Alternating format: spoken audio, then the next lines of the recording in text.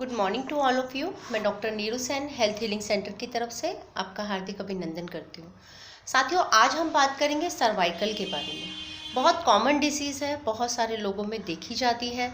आजकल ये शब्द इतना फेमिलियर हो गया है कि मेरे ख्याल से हर घर में एक बंदा सर्वाइकल से ग्रस्त होता है। सर्वाइकल है क्या, होता क्यों है, इसका कारण क्या है, ये सिर्फ जानने से हम काफ़ी हद तक अपने आप को रिलैक्स कर सकते हैं, क्योंकि कोई भी बीमारी बिना कारण के कभी नहीं होती।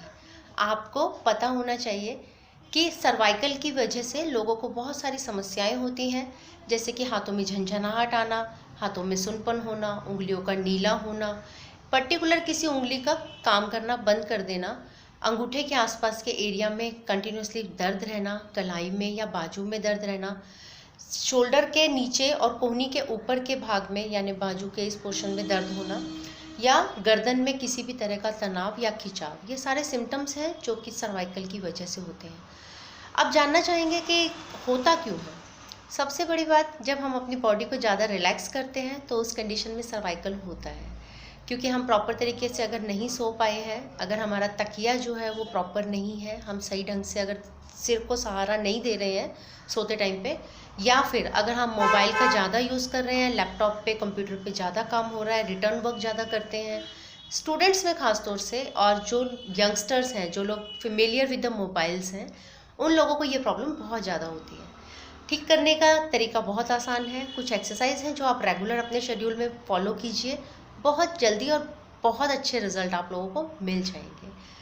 आपको पता होना चाहिए कि सर्वाइकल की जो मेन वजह है, हमारा जो कॉलर बोन, जो हमारा शोल्डर बोन जो रहता है, ये बिल्कुल स्ट्रेट होना चाहिए। जो ईश्वर ने बनाया था वो बिल्कुल स्ट्रेट बनाया था, लेकिन हम अपने डेली रूटीन में इसको हमेशा नॉर्मल से आगे की तरफ झुका कर रखते हैं, जो ठीक नहीं है। जब ये कॉलर बोन ऐसे ना होकर के इस तरह से आ जाता है, तो हमारे पीछे शोल्डर का जो एरिया है वहाँ पर एक खिंचाव पैदा होता है, जिसकी वजह से ये सारी प्रॉब्लम्स आती हैं। तो अब आपको करना क्या है, आपको 2-3 एक्सरसाइज है जो रेगुलर अपने शेड्यूल में फॉलो करनी है। उसके लिए दोनों हाथों को क्रॉस कीजिए। क्रॉस करने के बाद अपने हाथों को इस तरह से नेक पे रखिएगा। सर के पिछले भाग में नहीं रखना है, आपको अपने हाथों को पूरी तरह से गर्दन पर रखना है। गर्दन पर रखने के बाद यहाँ से नॉर्मल अपने हाथों को आगे लेकर आइए, दोनों कोहनियों को मिलाने का प्रयास कीजिए। जिनकी मिल जाती है वो ठीक है, अगर नहीं मिलती है तो आप कोशिश करिएगा, ज़बरदस्ती नहीं। यहाँ से मिलाने के बाद जितना हो सके अपनी कोहनियों को दोनों साइड से पीछे की तरफ लेकर जाएं, और इसमें ये ध्यान रखें कि आपके जो शोल्डर ब्लेड यानी पीछे का हिस्सा है कंधे के, उसको आपस में मिलाने की कोशिश करें। जितना आप पीछे ले जा सकते हैं पीछे लेकर जाएं। यहीं से अपने हाथों को इस तरह से क्रॉस कर दीजिए, हथेलियों को आसमान की तरफ, और यहाँ से अपनी हाथों को इस तरह ऊपर खींचिए जितना हो सके। पूरा अपने हाथों को पीछे खींचते हुए पीछे की तरफ हल्का सा कंधे से पीछे ले जाइए, कान से पीछे, और दोनों बाजुओं को अपने कान के साथ सटाकर गर्दन को बिल्कुल सामने रखिए, एकदम सामने देखना है आपको। यहाँ से नॉर्मल नीचे आ जाइए। नीचे आने के बाद एक हाथ को इस तरह से फोल्ड कर दीजिए।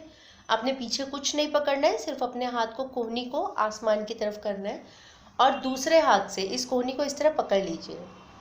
ये पकड़ने के बाद में जिस हाथ से आपने कोहनी पकड़ी है, इस कोहनी की मूवमेंट करनी है। इस हाथ को आप एज इट इज़ रखेंगे। यहाँ से इस कोहनी को अपने कान से पीछे ले जाते हुए दूसरे हाथ को पीछे की तरफ धक्का देने का प्रयास करेंगे।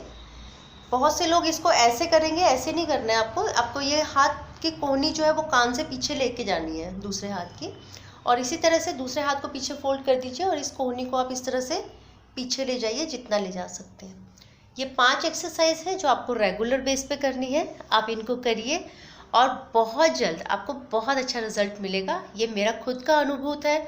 बहुत सारे पेशेंट्स इससे ठीक होते हैं। अगर बहुत ज़्यादा एक्यूट प्रॉब्लम है, बहुत लंबे टाइम से है, तो आप एक्यूप्रेशर ट्रीटमेंट, और उसमें भी अगर एक्यूप्रेशर विद मसाज थेरेपी अगर कोई ट्रीटमेंट आपको देता है तो वो बहुत अच्छा रिजल्ट आपको देगा। इसी के साथ आप सबका धन्यवाद। Thank you so much. Have a good day. जय हिंद, जय भारत।